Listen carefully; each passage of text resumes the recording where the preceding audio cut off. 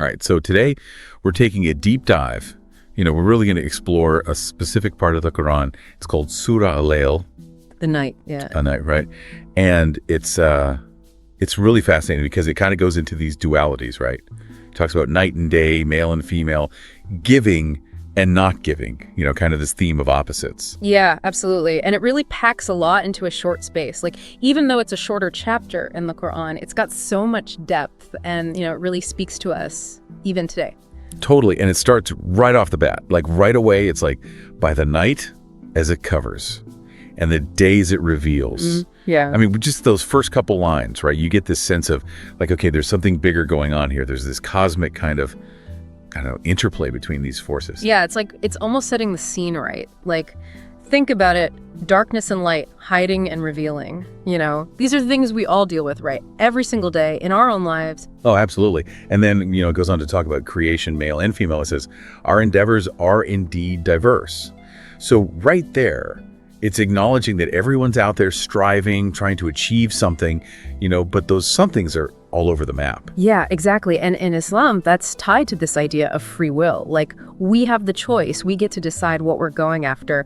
But what's interesting is, the surah doesn't just stop there. It's like, okay, you have choices, but choices have consequences. Right. So then we get into verses like 5 through 11, and it's laying out these two paths, right? One is generosity, righteousness, and that leads to ease. And then the other is stinginess, denial, and that leads to difficulty. There's that line that really gets me. It's like, his money will not avail him when he plummets. Ooh, yeah, powerful imagery. Right, like it's making a statement about material wealth. Like, it's not enough, you need something more. Totally. I mean, if you think about what ease really means here, it's not just about being comfortable, It's about this spiritual peace, this feeling of being aligned and connected to God. That's where the real ease is. For sure. And then right in the middle of all this, talking about choices and consequences, it's like, boom, verses 12 and 13, it is upon us to guide, and to us belong the last and the first. I don't know about you, but every time I read those lines, I get a little like, whoa. Yeah, I mean, those are heavy, right? And they get right to the heart of this huge debate within Islam, free will versus predestination. It's like, okay, God guides, but we also have choices. How does that work? It's a tricky one for sure. And then, okay, so then the tone shifts a bit, right? We get this warning about the fierce blaze, and it says, it's for the very wicked. That's pretty intense imagery. What do you think that's all about?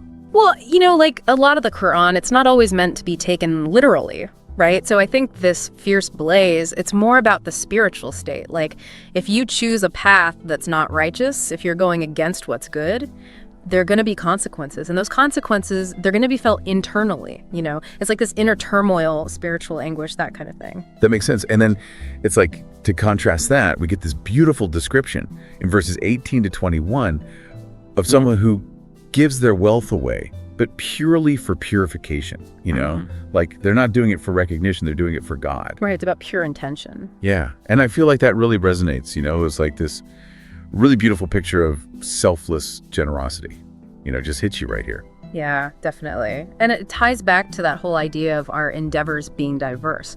We're all striving for something, but ultimately it's about aligning those efforts with what's truly good, with seeking God. So, okay, we've gone through this whole Surah Al-Layl. What do you think is the biggest takeaway for listeners? What do you hope they'll walk away with? Well, I think the main point is our choices matter big time. They have consequences, not just in this life, but in the next one too.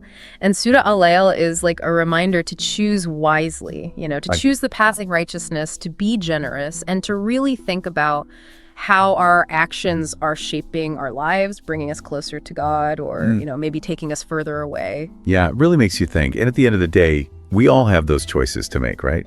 Our endeavors are indeed diverse. That's such a powerful statement. So I guess the question is, if we all have these different paths we're on, what are we doing to make sure our path leads to that ease, that spiritual satisfaction? Something to think about. Yeah, for sure. Definitely.